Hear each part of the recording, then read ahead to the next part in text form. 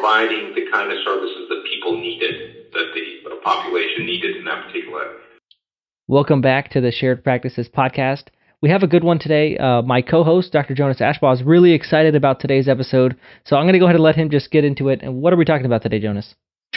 We are talking to a non-dentist dental owner in a state other than Arizona. So the benefit. Tim is a non-dentist dental owner, but his wife is a dentist, and Tim comes with an amazing background in business, working for Fortune 500 companies, and comes with a pretty substantial pedigree in the field of business. And as his wife's practice matured, as he had children, and she had to go maternity leave, he eventually started rolling into the practice, and helping out on the business side, stepping away from his own work, and then really dove headfirst into the field of dentistry. And he really comes with a load of knowledge. And what really impressed me about Tim is that he enjoys the business side as much as he enjoys the clinical side. And that just amazed me, that someone that is not a practicing dentist just loves listening to Howard Farran's podcast on implants and sedation, things like that. So I really find that very interesting, and that he has that passion for it. Yeah, I mean, the second you did this interview, I heard great things about it, and so you guys are really going to look forward to it. We'll go ahead and jump right in, and then we'll get your thoughts after the interview. Welcome to another episode of Shared Practices. Today we have a special guest. His name is Tim Tursonoff. He's special because he is a non-dentist dental owner, and I think that's unique to dental space, which I was just speaking to him with. And I think he brings a very unique perspective, and that comes with some advantages and some disadvantages, which I'm sure he's willing to share. And I think that today we're going to talk about startups, we're going to talk about acquisitions, we're going to talk about group practices, solo doctors, and Tim's mindset on what he looks for in these practices. So welcome, Tim. Thank you. Great to be with you. So Tim, you're a non-dentist owner. How did you get into the dental field? Sure. My wife is Dr. Untitled Tursonoff, who's a dentist, of course. We've been operating a small DSO for going on 10 years here in North Florida. My background is in corporate finance and sales and marketing. I've worked for Fortune 500 and Fortune Global 500 companies before coming into the business of dentistry full-time. Like many other spouses in the business, I started out helping my wife with her first office back in 2004. And as she went through the build-out, the site selection, the build-out, the startup process, I got more involved. And as they say, the rest is history. At some point, early on, about 11 years ago, we hired our first associate doctor when my wife was pregnant with our youngest child, and my wife never did come back after having our daughter. She never did come back full time. When she did come back 6 months down the road after having our baby, she was only working 3 days a week, then 2 days a week, then 1 day a week. And then at some point, she just switched completely to the clinical directorship position, which she's extremely good at, and which she clearly enjoys, and she's been enjoying it for about 4 years now. That's amazing growth. Do you remember back to those days when you were initially building out? Were you with her when she was selecting those sites, when she was dealing with the contractors? Absolutely, yes. Yeah, I was involved from the very first meeting, which I remember was probably in late 2003-ish, early 2004. And of course, back then I knew virtually nothing about the business of dentistry.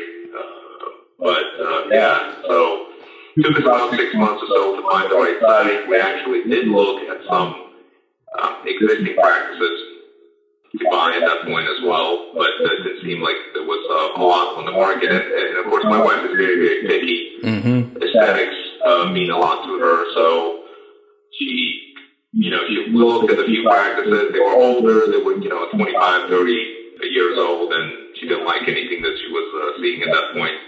You know how girls are.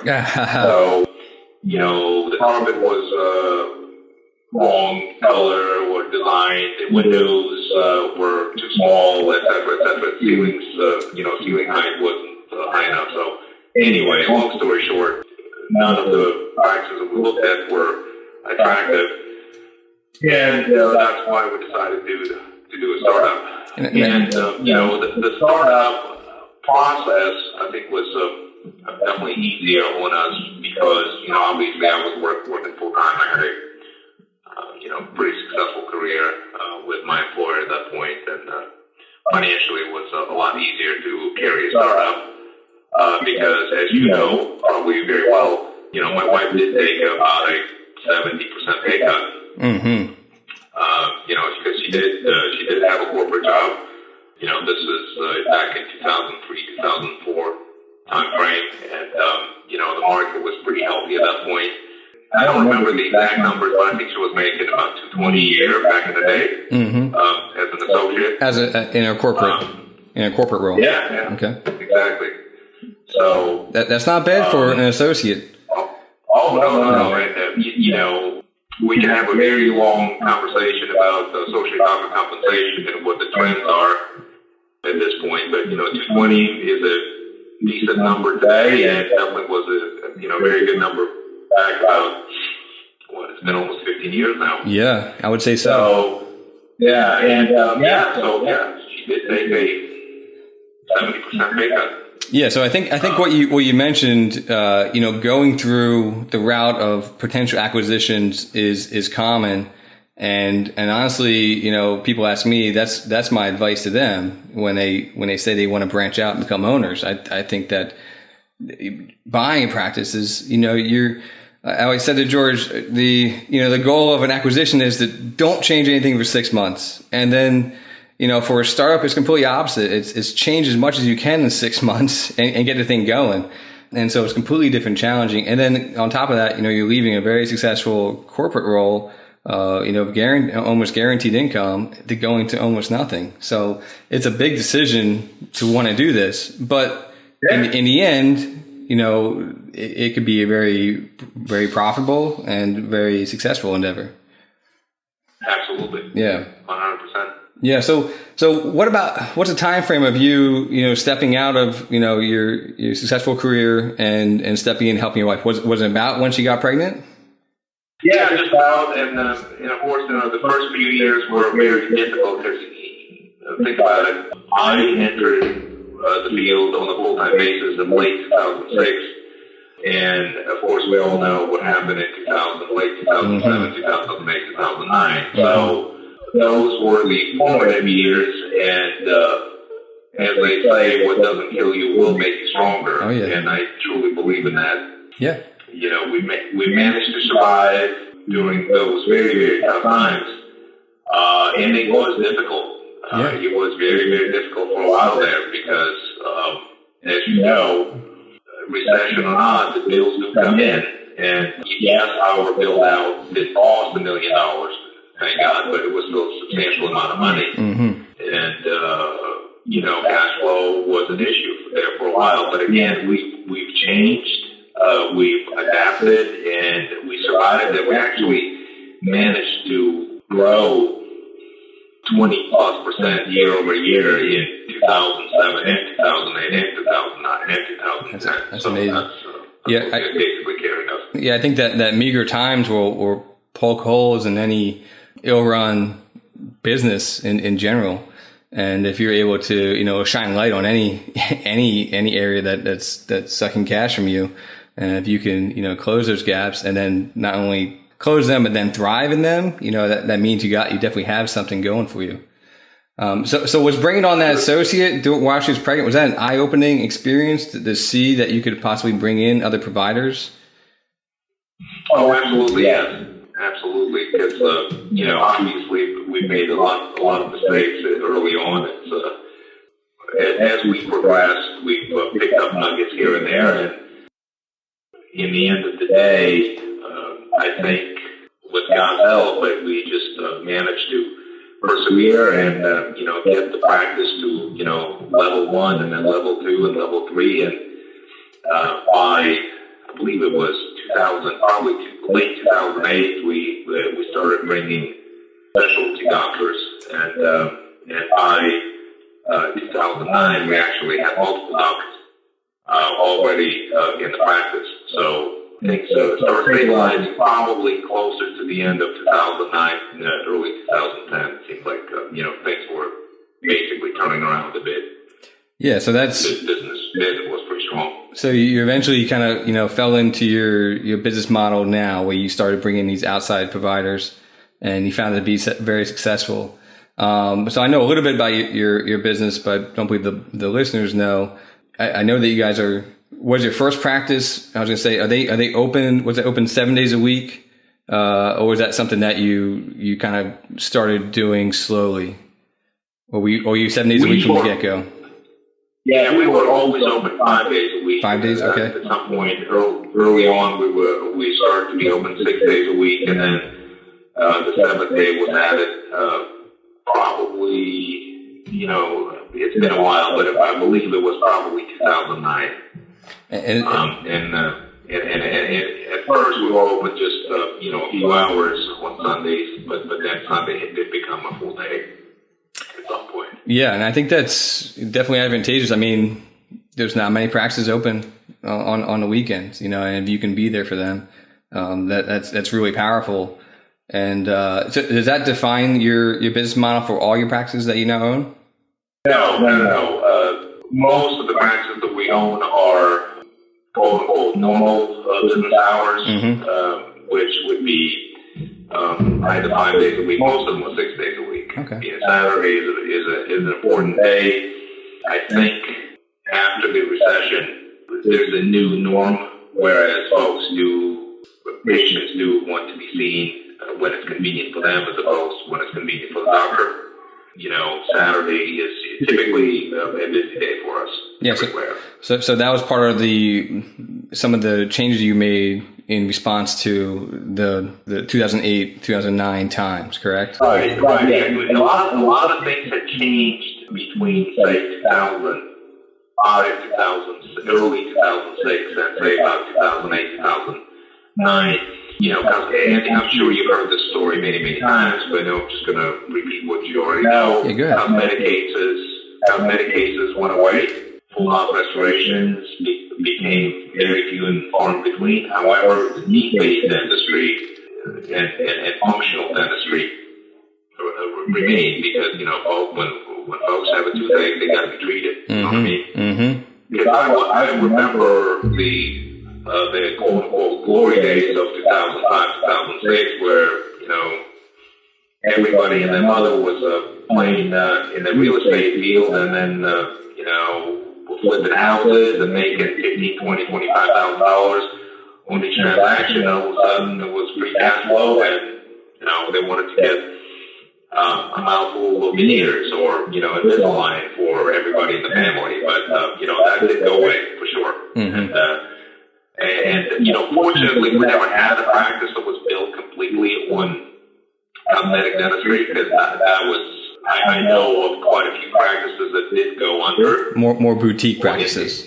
Absolutely, because I knew doctors in certain parts of Florida, whereas a doctor would see 10 new patients a month, and that's about it. And, the whole practice was built on converting 2 out of those 10 patients to a full mouth case, whereas it would be collecting $40,000, $45,000 in the case, and all of a sudden he had a free each month. By the time 2008 rolled around, that business model was completely out of the window. So, but need-based dentistry, functional dentistry, that does not go away. That stays and becomes it. And if you're good at providing that kind of service, you are going to be successful even when the going gets tough. Yeah, so working with people's insurances, because that's what they want, and being available for them, when they want to be available, and not necessarily when you're available. Right. Well, working with people's insurances, I mean, yes, you have to do that on one hand. On the other hand, we were never HMO providers. we were never EMO providers. We were never Medicaid providers. That's more the game that we play. And I know that some folks do very, very well, especially in some states with much more generous Medicaid compensation, et cetera, but in the state of Florida, it doesn't seem like it's an attractive proposition, at least not for us. I mean, that's just not a business model that we're good at and we know anything about. That's why we stay away from it. So, but sure. Some PPO insurance participation, I think, makes sense. Yeah. But even there, in my opinion, you have to be careful because, like many others, we did start out taking the absolute majority of PPO insurances out there. But as we grew, as the patient base, grew, we started to pick and choose a little bit. Yeah, you have that luxury. Once it's up and rolling, you have the luxury of it's one of those levers you can pull to help increase capacity by dropping insurances and maximizing the dollars in your chair. So I get it. That's great. So when did you guys make that transition? So we're talking about 2008, 2009. When did you guys say, "Hey, I want to," you're stepping in there full time around that time frame? And then when did you guys make the transition from one practice to two?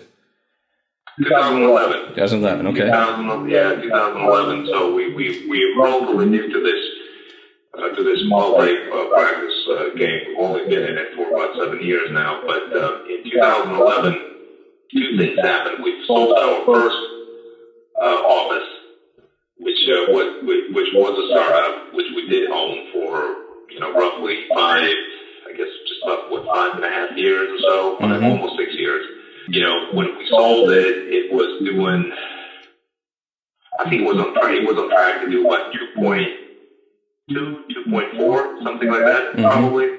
We sold that office, but right before we sold that office, we also bought another office, which was not a startup per se, but it was very much of a dilapidated, underperforming office that was in that location for about 25 years, but the doctor had very significant medical issues, and he was basically out of business for about 11 months before we took over. Okay. I mean, the office wasn't officially shut down, but it was seeing patients maybe once a week, if that. And so you stepped in there and basically you treated it as a startup, right? Basically, yeah, absolutely. Because the office in the previous 12 months prior to us taking it over probably did about, I hope you sit down, about $11,000. All right. In 12 months. Yeah, in production, yes, sir. Yeah. And then the best month that we ever had in that location was about $42,000. Wow. So it was never a busy office. It was never a very well performing office to begin with. Where did you see the upside there? How did you evaluate that and see the upside? We've done quite a bit of research. Like you talk on your podcast, trying to understand where the need was, where the underserved areas were, where the patient base was, and we certainly saw potential there. And when the opportunity opened up, that's like many other things in life. This office almost closed down. It came very, very close to being shut down completely by the previous owner. And then in the very last moment, one of the brokers we're working with him said, "Oh yes, I meant to mention this to you 5 months ago." Wow. And I said, "Yes, I am interested." And we went to say, and the office. It wasn't a very attractive office. It was not, it was really in a bad part of town, according to a lot of folks. But what we did see, we saw good bones, if you know what I mean. Mm-hmm. We saw potential. We also saw that while it's the office needed a complete overhaul. The ceilings were high, the windows were pretty decent according to my wife, and the operatory size was okay. Yeah. They weren't huge, but the operatory size was okay, and it was something that we could work with. One of the big advantages, in my opinion, was that had nice response everywhere already. So even the chairs were in a pretty good condition. See, that's the thing. When you buy an office that's been there for 20 plus years, but it only saw, say 14 patients per day on average, the equipment is in pretty decent condition because there's a lot of wear and tear. That's true. As opposed to finding an office that's been super busy and everything is only 10 years old, but everything is pretty dilapidated and worn out because, they did see 50, 60, 70 patients a day. You're right.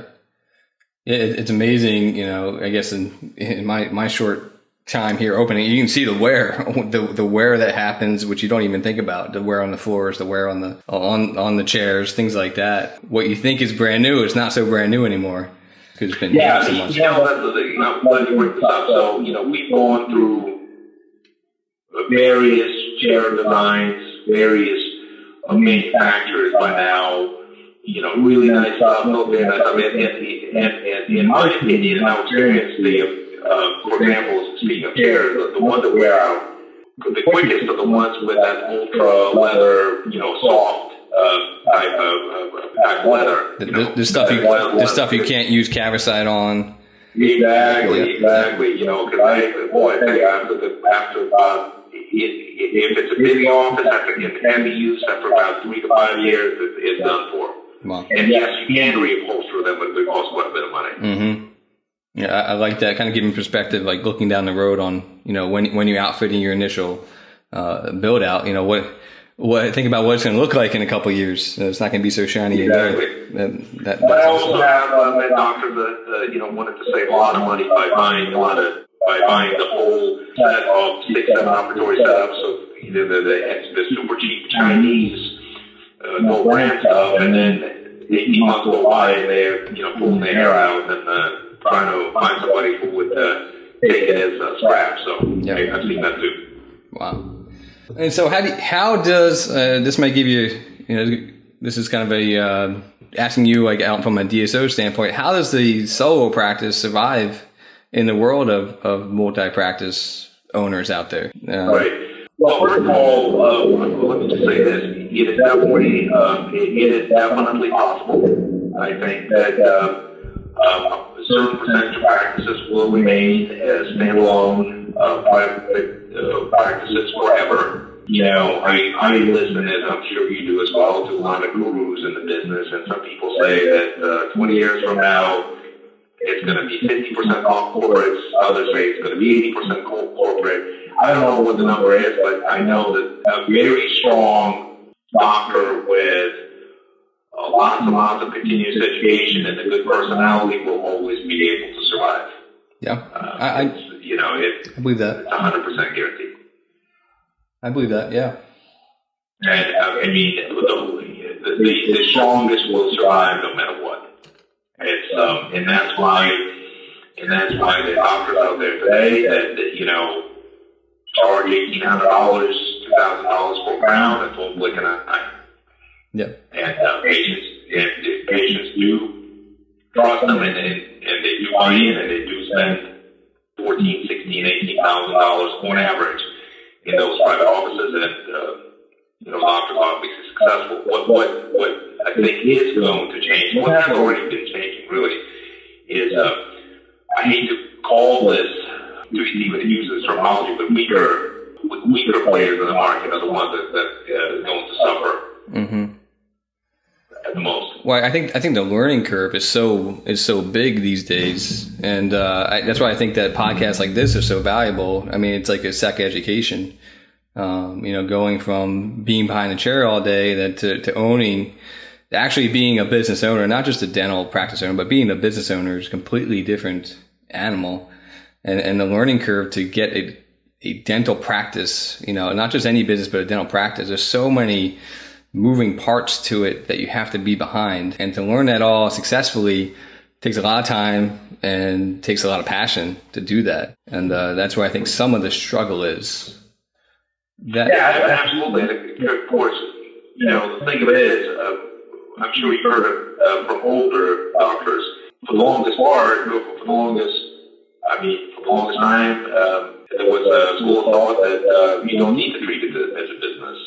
You are a medical professional, and if you're good at what you do, patients will come and everything will fall into place. I don't think that's the case anymore. I think even if you're very, very good at what you do, and you have gone through LBI and COIS and everything else, and you have many letters behind your DMD or DDS, I think that you do need to treat it as a business. And that's how you'll be successful. So, you do need to, I guess, that's, change, for example, here in, say, 2018 versus, say, 1985. Yes, the biggest change is you regardless of how good you are, you need to treat it as a business. Absolutely.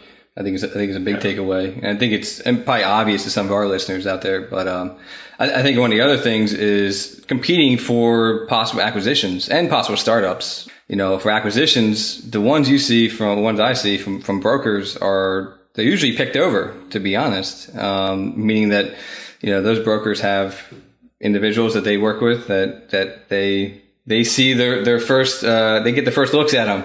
And then, they don't look good, they pass on them, and then that's what's presented to you or I. And so for those people out there just wanting to get one, it can be a challenge because you may not get that true diamond in the rough that no one else has seen and get the best deal, but it may be what you have to take in regards to the timing that you're looking. You are exactly correct. And moreover, let me say this. Remember, the brokers these days, by and large, don't even get the first look at a lot of practices that are being sold. Because more and more doctors are going directly to Heartland or Great Expressions, at least in our area. That's true. Here in North Florida. That's true.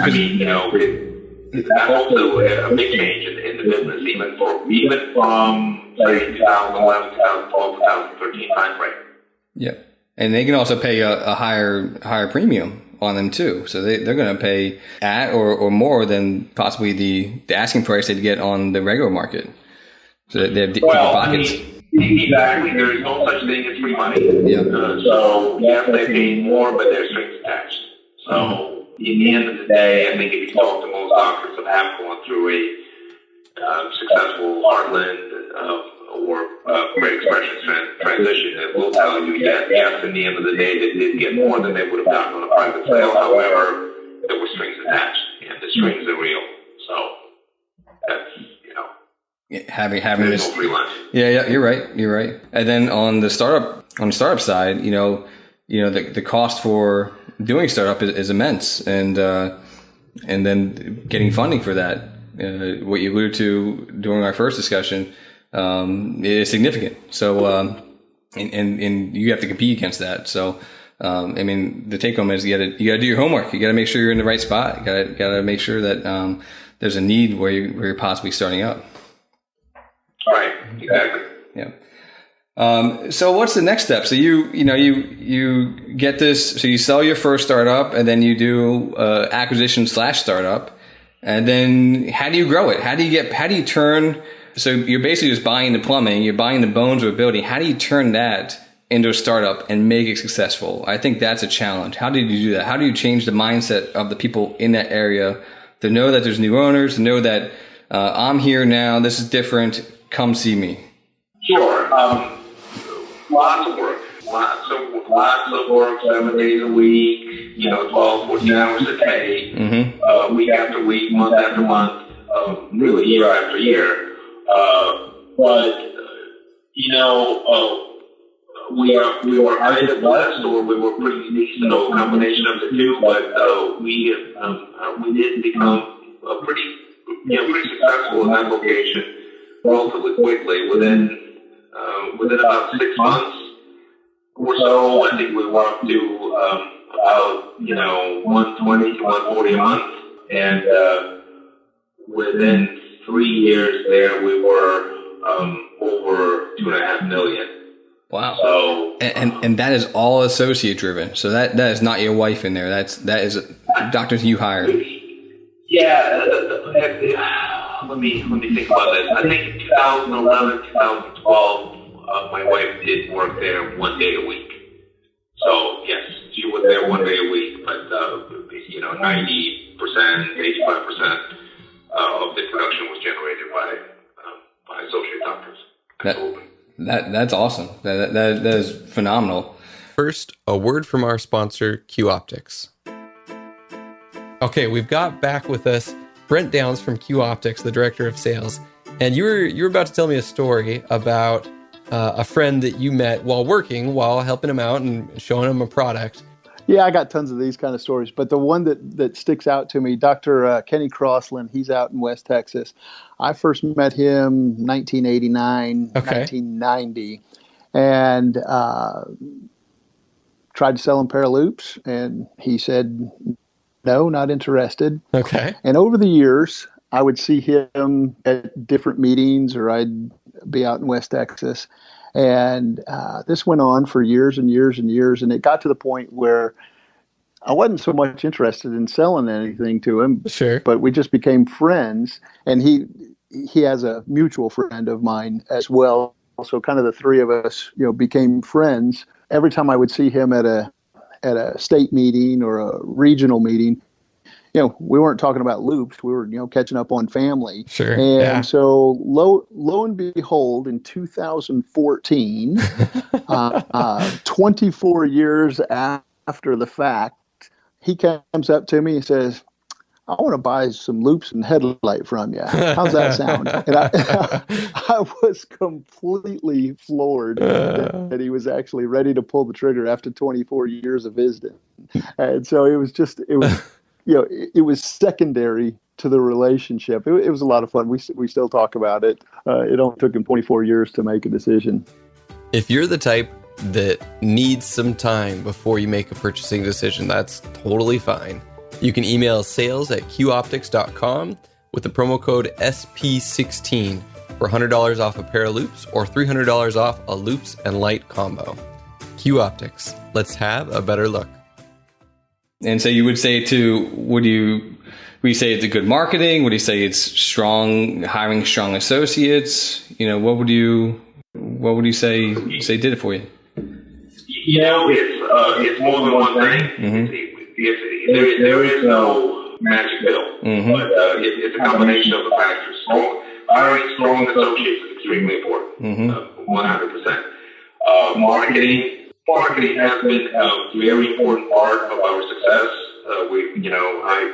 Fortunately, I had a background in sales and marketing, so that definitely has helped. And we've experimented with lots of different marketing avenues, and we've made lots of mistakes, and we've learned from our mistakes, and that's why we try to be pretty good at that.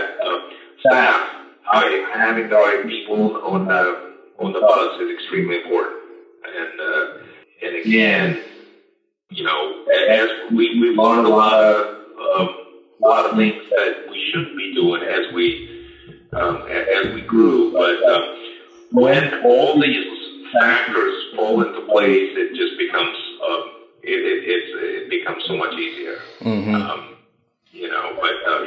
But staff selection, having the right providers in the practice, and doing marketing wisely is how we basically got there. And another thing is we were providing the kind of services that people needed, that the population needed in that particular area. Okay, so you're saying you said the need-based dentistry, meaning emergency treatment, extractions, removals, things like that. Removal, absolutely, yes. I mean, don't if you're going to do mostly blue collar area town, don't expect to be doing a lot of full-mouth veneer cases or that kind of thing. Don't expect to land on the hole in four more than once every 3 months. Yeah. But would you say that's your preferred demographic? Would you prefer that blue collar worker over, say a white collar area, white collar neighborhood? We've been reasonably successful in both types of areas, but I think altogether I'd say that the blue collar areas have been easier to navigate. But even then, you gotta understand, and you have to have a lot of respect for your demographics, understanding who exactly lives in that particular part of town. I think, having middle-aged and older patient base is important. I think, in general, and again, I'm not making this up, this is statistical data that every single census will confirm, older folks seem to have a more permanent mental needs, and they have a little more money to spend on that kind of thing. So, and younger populations also seems to be a lot more transient. Okay. As I'm sure you've noticed as well. Younger people move more often. They're in Jacksonville today, they're in Miami tomorrow, they're 6 months down the road, they're in Atlanta. Yeah. So, and more established population is just more reliable as a patient base. Yeah, I think you're right. I think keying in on those demographics and knowing what message to push them. Say, in a blue collar area, maybe a value message really speaks to them, and then in a white collar area, maybe like a reputation. You have some letters behind your name and get some great reviews or some great before and afters, and make them comfortable with who you are, as opposed to saying I'm the cheapest in town may not be what they're looking for, and you just have to really key in on that. Yeah, being the cheapest game in town, I think it's a tough segment to play in.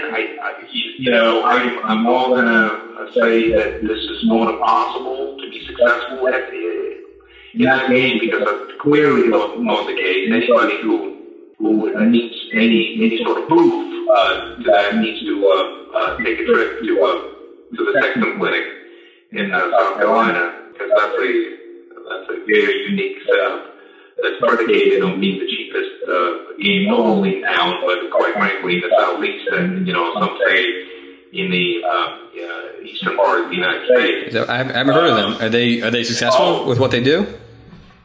It's an amazing proposition, Jonas. I highly recommend that you take. I think it's about 2.5, maybe maybe 3 hours outside of Jacksonville. You should take a trip and see that. I'm gonna look it up. It's amazing. It's basically like a full hospital.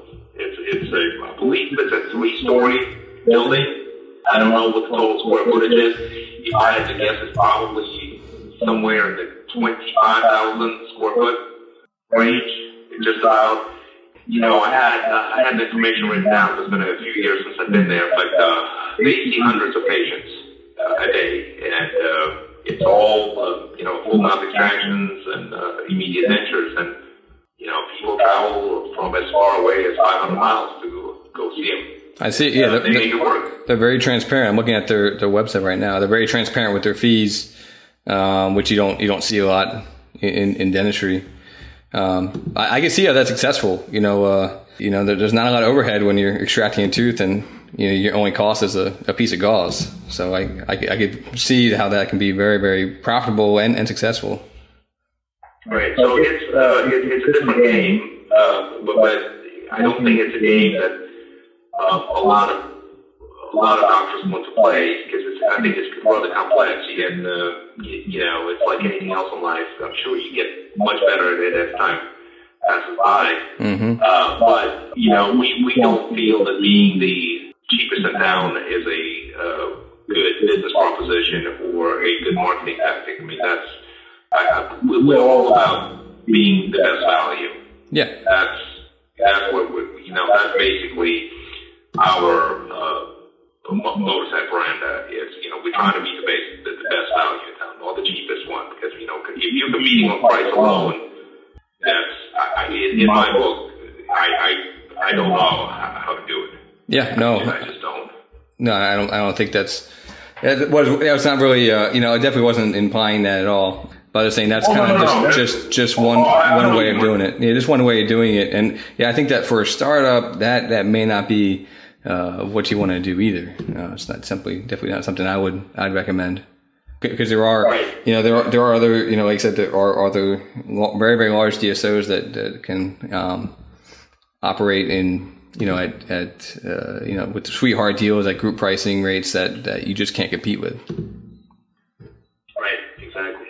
and of course, we're a little different from most of the larger DSOs in terms of, we are not trying to grow at any cost, so to speak.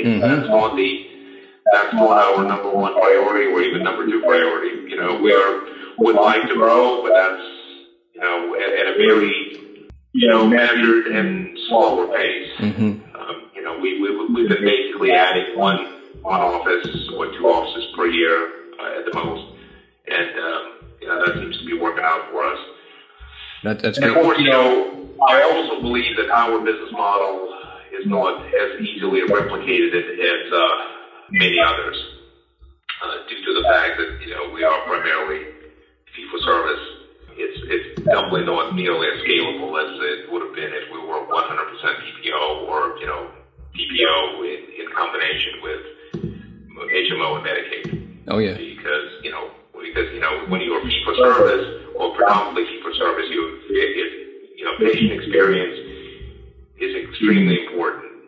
Customer service is number one priority because nobody has to come to us because they have to.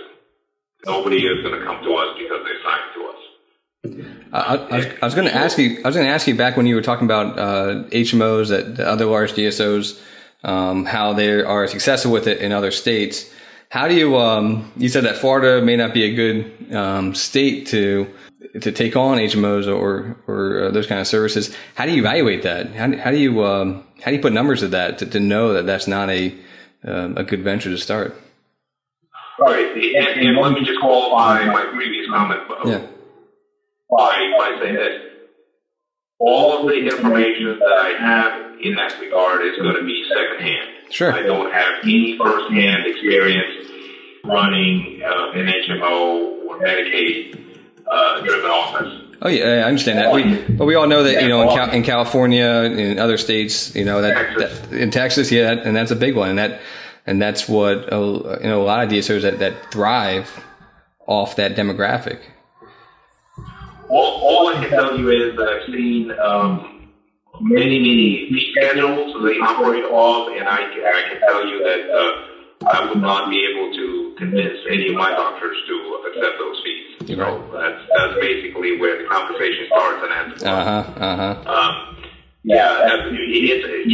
sure it's a numbers game, but you have to have the volume once you become big enough, whereas you have 20, 30, 40 offices, 50 offices. You have more negotiating power. Your capitation checks become much larger, and what seems to be the key component of how these organizations operate, at least in the state of Florida, is very much dependent on the specialty component, meaning primarily oral surgery, orthodontics, and endo, because that's what it's at least it seems to me that's where all the money's coming from. Because you can get compensated more because a specialist provides those services? Yeah, don't quote me on this because it's been a while since I've looked at any of these fee schedules, but from what I recall, and again, this is probably 6-7-year-old information, but I remember looking at a few of those, whereas an associate GP would be getting paid, $30 or $40 for an extraction, whereas an oral surgeon for the exact same tooth, exact same extraction would be getting paid, $110, $120. Mm-hmm. So that's a huge gap, as you can imagine. Oh yeah, well that works the same for in PPO practice too. That's why. Not to that extent. No. Yeah, not to that extent. I mean, the gap in the PPO world is going to be say 100% or 120%, but it's never going to be 400%. Okay. Because it's literally, we're talking, an oral surgeon would be extracting the tooth exact same tooth for 4 times or 5 times the fee. Okay. So, and that seems to be, and of course, for endo, it's not as dramatic, but it's still, we're talking 2.5 to 3 times. Okay. So, based on my limited knowledge of that business model, that's what seems to be happening. Yeah, that makes sense. It's just and that's good. Not really talked about in doing startups, but taking Medicaid and HMO is out there. I'm like you, I don't have much experience with it, but I do see successful ventures that take it on. So it's good to talk about it. And like you said, if you open a practice and there's no patients from day one, it may be something that you may need to take on just to get a guaranteed income. So I've seen that too. Yeah, no, I have seen that. I do have friends with successful PPO practices that have started with taking Medicaid services, and to get that slow matriculation of new patients to fill their chairs, to get them to get over that initial hump of opening up. If you open a Medicaid practice, you can really open it up next door to an existing one, and you have patients the next day. There's no loyalty there. It's just, can you get me in? Can you get me seen? There's no discussion there. So it can be helpful. Yeah, I know two doctors in Florida that are standalone operators. So basically, it's a doctor, usually 2 or 3 hygienists, and 4 or 5 assistants that actually do run very medicated intensive practices, and have been doing it successfully. And one thing that they have in common is this: they see anywhere between 75 and 120 patients a day. Gosh, man. So, and that's one doctor. Mm-hmm. One doctor. Mm-hmm. So, first of all, if nothing else, it's extremely taxing. Mm-hmm. Basically, just from a pure, health perspective, and then there are many, many other questions that would arise. Oh yeah. But like I said, 70 to 120 patients a day. That's insane. That's I couldn't do it. I couldn't do it. I'm going to stay away from that one. Well, apparently, it's like anything else in life. Once you've done it for so long, it becomes second nature. So, but that's very few and far between. Like I said, I've been in this business when I was for 12 years full time, and I've had hundreds of doctors in the state of Florida, and I only know of 2 that do that thing in a private practice setting. Yeah, that makes sense. And so, how do you go about developing your team? You had to develop a team to start this growth. How do you start developing that team? How do you know what jobs or what to give them, what to trust them with to start doing on your behalf? Because that's got to be eventually. You can't be everywhere at once. You gotta. Exactly. You need help. Very good question. Yeah. Very good question. And let me tell you this: my answer today is very different from the answer I would have given you as recently as 2 years ago. Mm-hmm. Because basically, even 2 years ago, we were flying by the seat of our pants. A lot of the decisions that we made were based on the small group interviews, whereas 2 or 3 of us were interviewing somebody, and then we'd be asking, "Hey, well, what do you think? What do you think? I mean, do you like her? Okay, well, let's go ahead and hire her." We haven't made changes in the last 12 to 14 months, whereas we have tried to become a lot more organized and a lot more analytical about the process. We now do screen every single applicant. I'm sure you're familiar with the disc analysis and some others, and that has helped a lot. So not only there is an interpersonal component, whereas you look at somebody's resume, you ask them questions that are specific to the job function, but also we now have a testing component, and we use that for every single hire that we bring on. That's amazing. So you prefer the disc analysis over like the other ones out there? I think the Colby is one that I hear thrown around a lot. I think all of them are good. It's just, I think the main thing that you got to do is not only you have to test, but not only do you have to start generating test results, you need to decide how are you going to interpret them. What is it that you're looking for? What are the parameters that will either make it or break it for somebody? Mm-hmm. You know what I'm saying? So, and again, none of these tests are 100% accurate. No. However, we definitely use them as a very strong guideline in the hiring process. another thing that we do differently perhaps is because, we don't hire anybody right off the street. 95% of personnel that we bring on board either have a lot of experience or a whole lot of experience.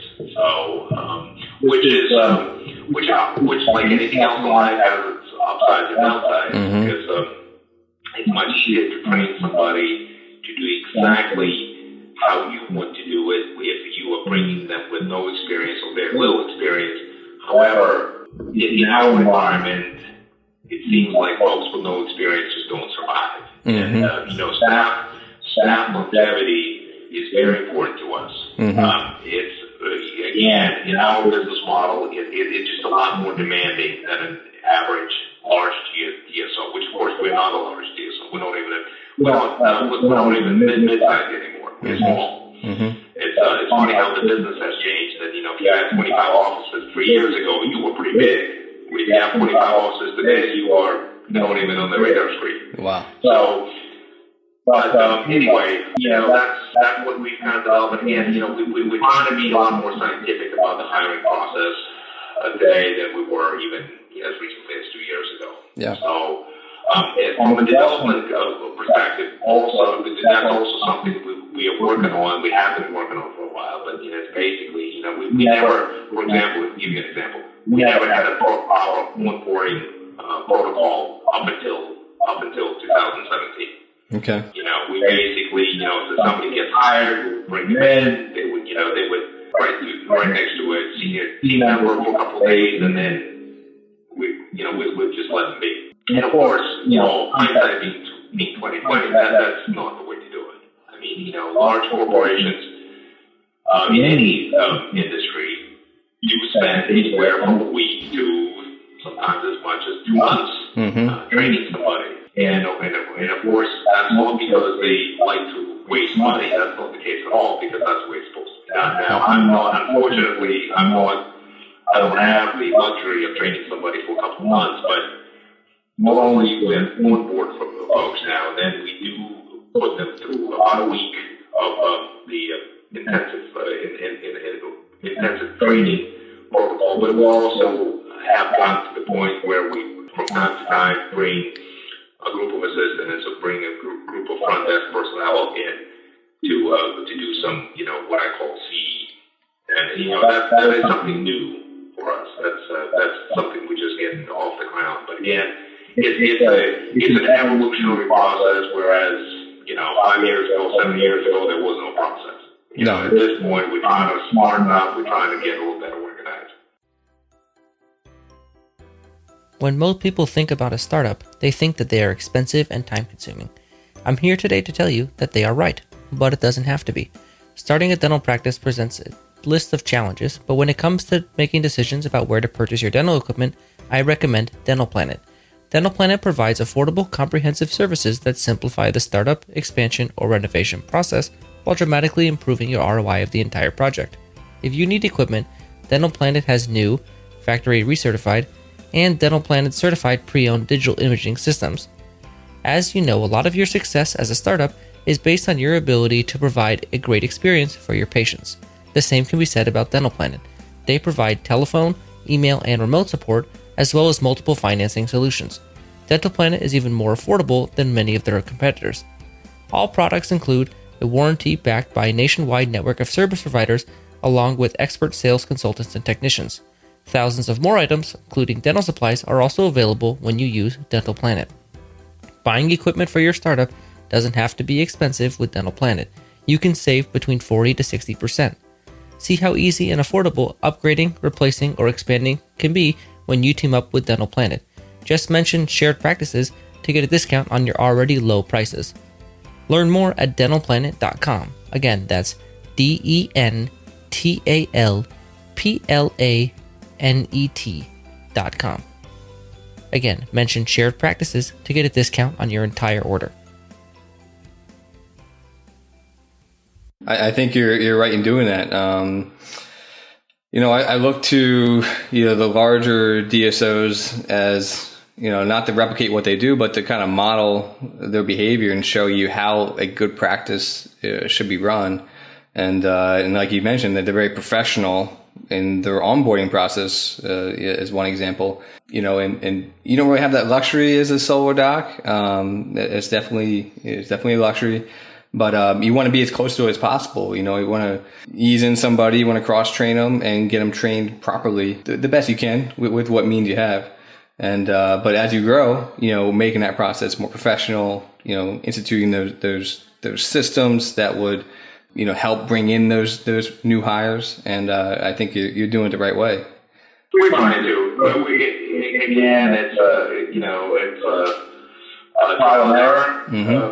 In some instances, but we're at least trying to progress in the right direction and become better at it. Mm-hmm. That's what it's really all about. It's a lot of baby steps. Yep.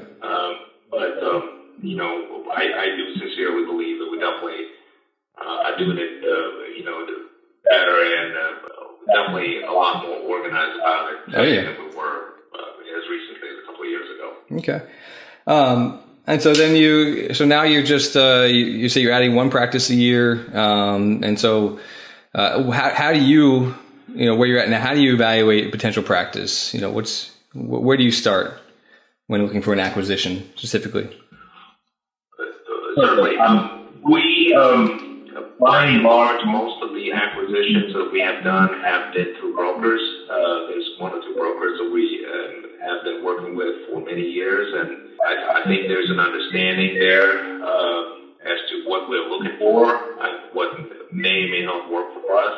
However, sometimes I surprise them and they surprise me, but by and large, I think I try to be very clear as to what are we looking for. We like underperforming practices. That's been probably our core. We take an office that is basically either barely cash flow positive or sometimes even cash flow negative. And as long as we see an opportunity to turn things around, that's what we do. You can call me a turnaround specialist. Sure. Or dental practice flipper. Yeah. Yeah, I wouldn't be offended by that. By that kind of label, but I guess that's what it is. We specialize in underperforming practices and turning them around. That's what we do. Well, I think that's more of a mindset of a businessman rather than a dentist. A dentist might be looking for a retiring doc that's cash flowing X amount of dollars and not necessarily the kind of practice you're looking for. So I think there is opportunity in both avenues. Here's the issue with high performing practices as potential acquisition targets. The issue, and of course, especially for me, because I'm not a doctor, I don't see patients. I don't control the clinical aspect at all. So the issue with high performing practices is that you always, as a purchaser, you got to ask yourself, can you do what this doctor is doing? Mm-hmm. And not only can you do it as well? And are you as likable by that particular patient base as the owner doctor that you buy the practice from? Mm-hmm. To be totally frank with you, I think the answer to these questions, the frank and honest answer to these questions is going to be no, no, and no. And if the answer is yes, yes, and yes, by all means, you should go ahead and grab that practice because you're going to be very happy. But as a business guy, I do what business guys do. I try to understand the market. I think I know my local market pretty well, and I've seen quite a few acquisitions that became pretty disastrous because of that situation, just like that, whereas a younger doctor took over practice that was performing very, very well. The broker presented the figures. They looked extremely attractive. And then, 12, 14, 16, 18 months go by, and all of a sudden the revenue is down 35, 40, 50%. And the majority of those patients that love the previous doctor and spend a lot of money with the previous doctor, they all gone. And of course, it's not a position that anybody wants to ever be in, but actually those situations happen quite a bit. So Yeah, I mean, I'm happy you talking about this. And I feel like that's an avenue that's not talked about. I haven't heard really anybody speak to the underperforming practice and seeing the upside. And I think that I would think that you have a harder time, trying to fit that mold because it's going to be associate driven. And so for sure that, if you were to buy that high cash flowing doctor, you're never going to be able to replicate what they have. And so, but there is that opportunity on the other end. Am I right? Am I getting that right? Yeah. Yeah, absolutely. Because, I'm a business guy. I have a finance degree. I have a finance book background. So I like to not only see these big numbers, like you said, high cash flow, but I also try to take it a step further, and I try to understand what exactly is driving those numbers. Where is the money coming from? There's been a couple examples in the last 5 years, maybe the 3 or 4 years here in North Florida, where a broker would approach me with a potential acquisition target, and the broker is saying, "Oh my God, look at this practice, so awesome, such a great location. 1.5, 1.3, 1.4 million revenue. The doctor took home, 600,000. Everything is great. You should buy this." And I looked at it, and and when you dig in, I see no meat on the bones. If you know what I'm saying. I don't see any upside potential because yes, it's a practice that's been there for a while. Yes, the doctor is 55, 60, 62, whatever years old, has been in the same location for 25 years, has a well-established patient base, but the doctor is, has done all types of dentistry on all of these folks, and he or she only sees, let's say, 18 to 22 new patients a month. They are only open, 4 or 5 days a week, and the total patient count is pretty low. And the doctor was already doing more endo and placed implants and did a bunch of cosmetic cases.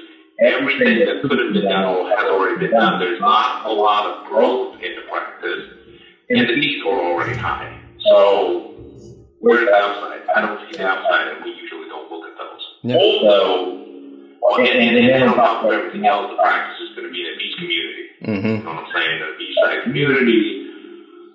And then, of course, individuals, et cetera. I just know from my experience that to be successful in that kind of practice, in that kind of neighborhood, you better be all that in the bag of chips. Yep. So, both clinically, from a personality perspective, you got to have a certain look to you. You got to be part of that community itself. You got to fit in on all respects, and that's the only way it's going to be successful. And, in that specific situation, I looked at the numbers. I said, no, thank you very much. We would only buy this practice at a deep discount. A doctor that was a part-time associate for us didn't end up buying it, but he's in the mold, and he's very successful in that location. So, the part-time doctor bought that practice, had a orthodontics degree from the University of Florida, great personality, very good communicator, good-looking guy. Yeah, he's very successful. But, anybody else, I think, would have struggled. So, on the same token, there was another practice in another part of town, above average for North Florida, demographics, very much of a, community, a family community, blue collar, I'd say about 20% blue collar, 80% white collar folk. Average home price in the $300,000 range, probably. And again, now this time around, there was practice that was more or less seasoned. It was about a 10-year-old practice. The doctor was in his early 60s. Doctor did a lot of full mouth reconstruction and a lot of veneer cases. Okay, again, I was approached by the broker. I believe the asking price was somewhere between 1.0 and 1.1 million. And again, I looked at what was driving the production, and the preponderance of the cases were veneer cases, cosmetic cases. Okay, so we looked at it, we passed on it because, again, I did not see much upside potential. I mean, again, there was some, but not a lot. And then somebody else, another doctor, bought it, and let's just say he was not from the same background as the selling doctor. He did not have as much advanced training in these, complex cosmetic cases. Mm-hmm. Not even a year later, I got a phone call from my doctor. Hey, help me out. Can you help me to get busy? Because I just lost. It seems like I'm down 40%. Wow. So, and it's a tough spot. And again, what we're looking for is not what perhaps an average young doctor is looking for. Mm-hmm. And what we're looking for is not the same as, what, for example, Harlan or Great Expressions would be looking for, perhaps. Mm-hmm. So, but, we have our niche, and it seems to be working out just fine for us. That's very cool. That's very cool. I guess I'll just, I'll ask you one more question. I'll let you go here. Where do you see, we kind of touched on the beginning, but where do you see the dental field going with all the intake of, you mentioned the DSOs coming in and that the private dentists can survive, but how have you seen it change with, the size of DSOs are getting to now and the number of DSOs that are in the area and on the market? What have you experienced over the past 14 plus years, and can you kind of bring us through memory lane a little bit?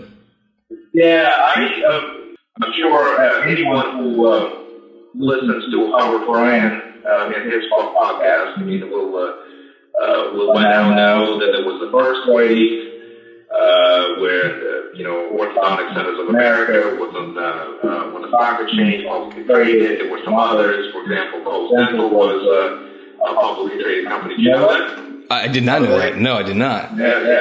Yeah. So Coast Dental was a publicly traded company, and they were actually at some point. I remember when Coast Dental was trading at $90 a share. Wow. 90. So the valuations were high, the market cap was very high, and then all of a sudden it all came to a screeching halt, and then Sarbanes-Oxley, and now I'm making myself because, you probably never even heard of Sarbanes-Oxley. I've not. Came around, and smaller companies such as, for example, Coast Dental were really spending a lot of money and a lot of effort on compliance. Next thing you know, everybody including Coast Dental, for example, were delisted and, taken private. But at this point, I think the kind of players, financial backers, they're definitely a lot stronger, and I think there's definitely more of them. And I think this time it's for real. Mm-hmm. However, I think it's going to be interesting as to what happens next. Mm-hmm. I think the next wave is going to be coast to coast mergers between some of the bigger players, and the step one in this progression was to establish $1 billion organization. Of course, we now have at least $1 billion organization, maybe even two this year. Mm-hmm. I believe, if I'm not mistaken, Harlan did 1.4 billion last year, and but at some point, the logic would suggest, as long as the regulatory climate is conducive, somebody will have to go public. I mean, private equity firms are all about making money, mm-hmm. and truth of the matter is that anybody who's been watching the stock market knows that for example, Decca Dental sold for, don't quote me in this, but I believe it was 16, 17 times EBITDA. If you take a company public and you're successful at it, the target all of a sudden becomes 25, 27, 30 times EBITDA. Wow. So that's where the big boys are going to make money. Mm-hmm. And again, this is more an easy game, but and a lot of things will have to fall into place. But as long as that happens, then that's what it's all about. Mm-hmm. At the end of the day, who's going to get that 25 times? Who's going to get 30 times EBITDA? So, but that's the big question. I mean, who's going to? Will somebody take it public? Will somebody take it public and be successful? And and of course, if somebody will take one of the DSOs public and they will be successful, many others will follow suit. Why do you think that changes the way a DSO is run by taking it public? What's the hesitation these days from going public? You know, I'm going to say something very controversial, and if I am, if I'm wrong on this, I apologize. Sure. I don't mean to offend anybody, but something tells me that quite a few DSOs are barely profitable, to say the least. I think there's a few DSOs that are doing, well, let's just say, financial gymnastics is not a term that I coined, but I think there's some of that going on. I think the main reason why you would not want to go public and, you know, and grab that 25x, 30x, 27x is because you may have reservations as to whether or not you're going to pass the muster when somebody's going to, not somebody, but many people will start looking at your books with a high degree of scrutiny. So I think that's the only reason, honestly. So you have to be transparent with your numbers. Yeah, because, you know, transparency with numbers is what killed the first rush, the first wave. Because two things really. The dot-com bust was number one. Because you know, when you look at some of the companies that were trading that were public, you know, dot-com bust was the first blow. That's when, for example, Coast Dental went from $70, $80, $90 a share to say $20 a share. But then Sarbanes-Oxley was the second blow, and that's the blow that nobody has really recovered from. That was the fatal blow.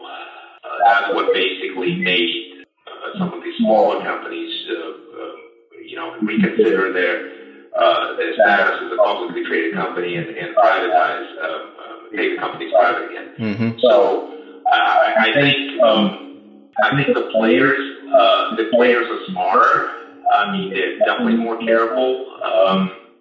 You know, private equity has been the flavor of the it's no longer the flavor of the year. It's been the 10 years running. So they know what they're doing, but at some point they got to get paid. They got to get paid. So you get paid two ways. You either flip it to another private equity, or you have to take it public. You know, as you become bigger,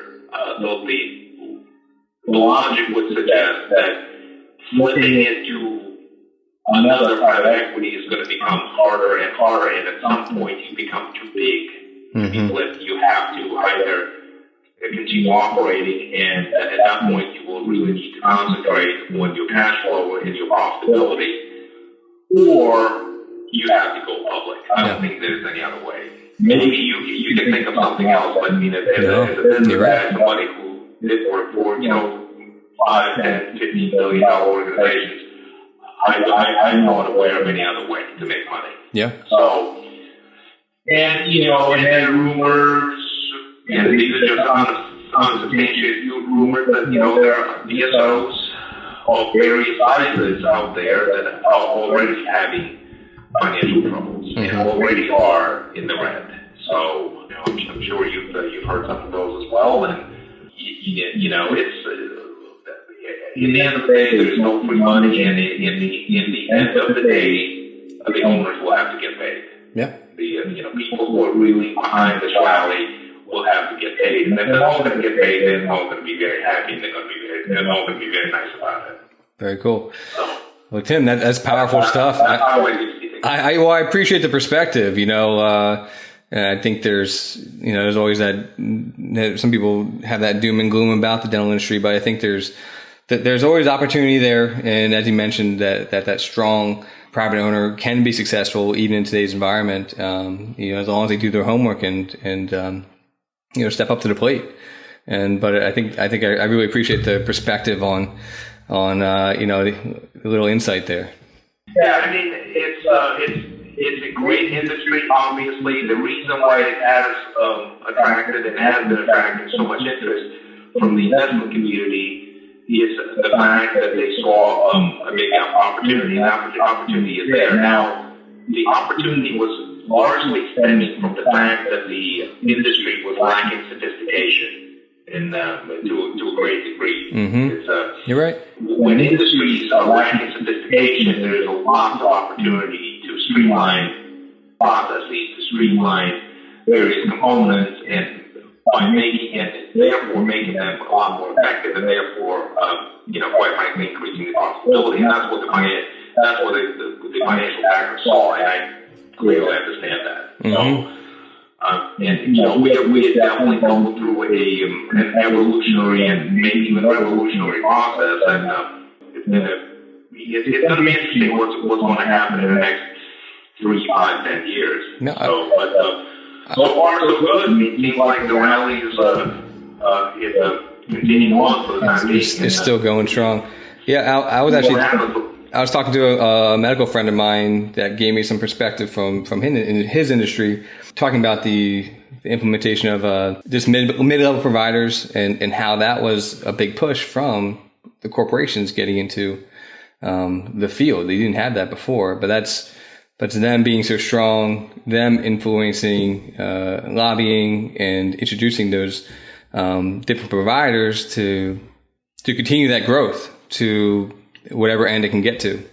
And then, but you said there is an endpoint that you have to reach eventually. Eventually, you got to run out of money that you can actually obtain.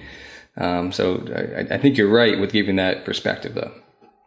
Well, I mean, at the end of the day, you either got to be phenomenally profitable, whereas the ownership group is enjoying, a very high degree rate of return on their investment because of the highly positive cash flow, or they have to sell you, or they have to take you public, therefore they get paid. That's the only way. And again, I believe in hard work and perseverance, but I don't believe in miracles. And maybe I'm not smart enough. I'll be the first one to admit. I mean, there are many people who are much smarter than I am. And maybe I'm just not smart enough. I just don't see how you can be opening dozens of offices every month that you are investing $1.2 million in each, mm-hmm. and in a highly competitive market, mind you, and all of a sudden be profitable. And again, after this conversation I had with one of the representatives from a top 5 DSO, where they said that, hey, listen, we're okay losing money, i.e. being cash flow negative in a particular location for as long as 5 years, as long as the location is growing. That to me, would set off all kinds of alarm bells. I mean, I got to be honest with you. I'm not aware of any business where you can be cash flow negative for 5 years and be okay with it. Maybe I'm just small-minded. Mm-hmm. No, I think that's bad business.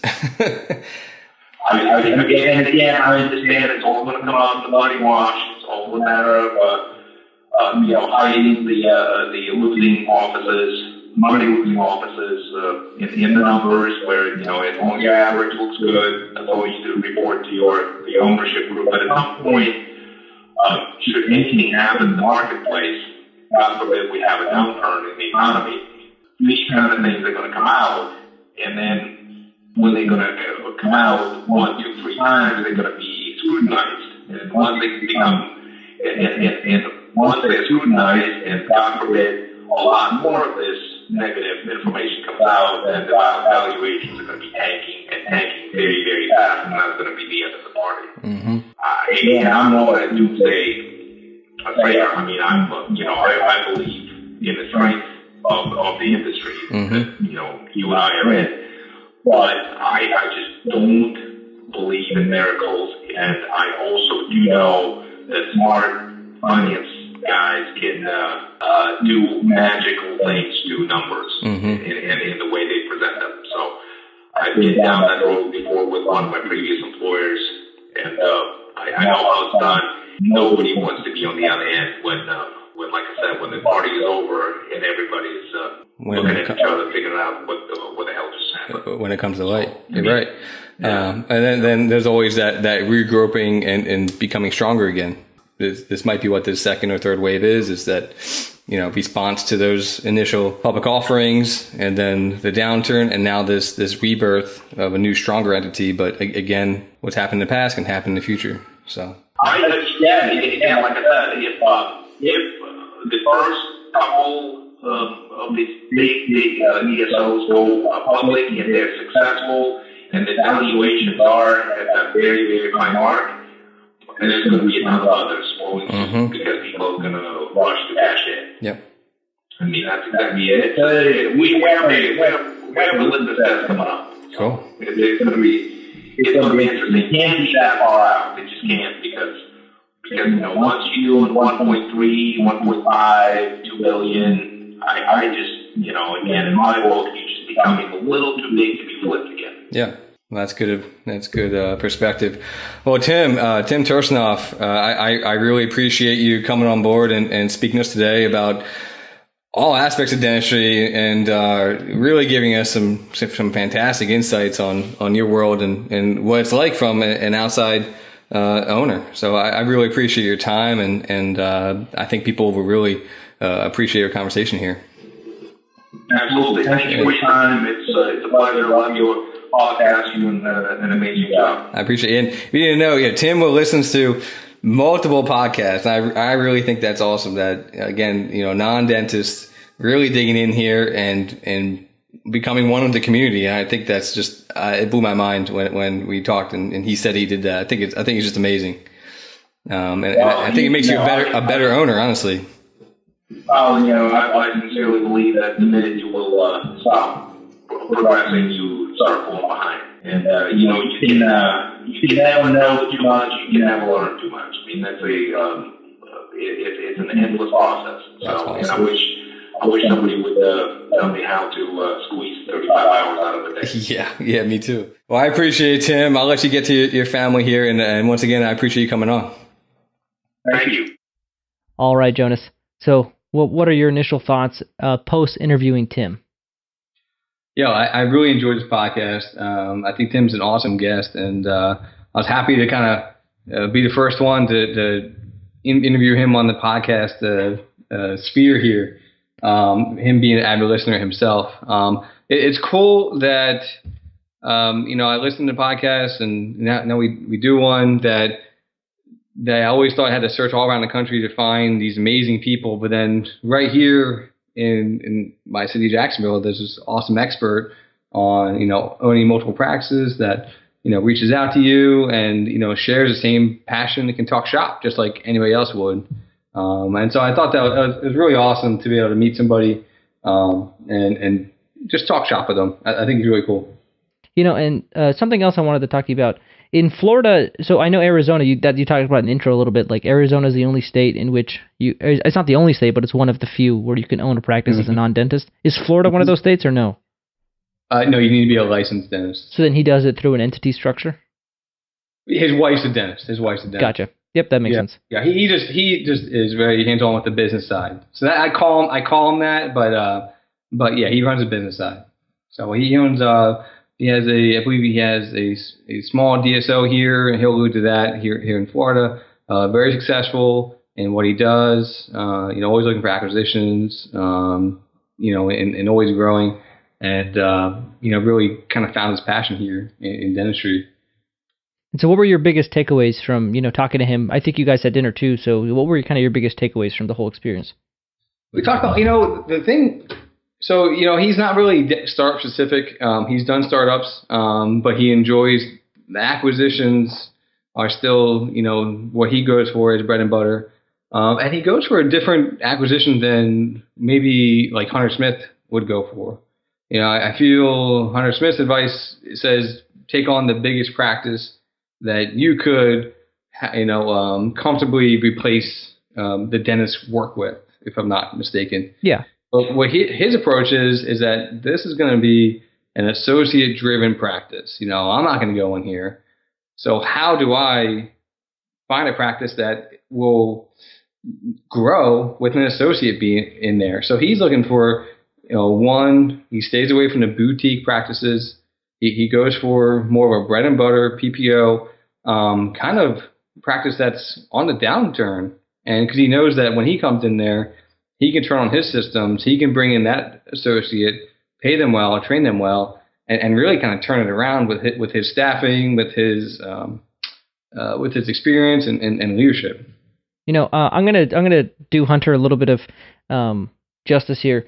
You know, Please. I owe a lot of my knowledge to Hunter, and Sure. you know, his advice, and if he was here, he would say the exact same thing, I'd imagine, is for dentists looking to buy their own owner-operated practice. And so, you know, Hunter, who's now has 10 offices, maybe more now, the way he would buy a practice is exactly probably the way you're describing, where he would look for a practice that somebody can come in and replicate the dentistry. But, you know, most of his advice is geared towards people who are probably listening, who are going to buy a practice, and that's going to be their dental home for their career. And so I think, you know, they're maybe more similar in that way.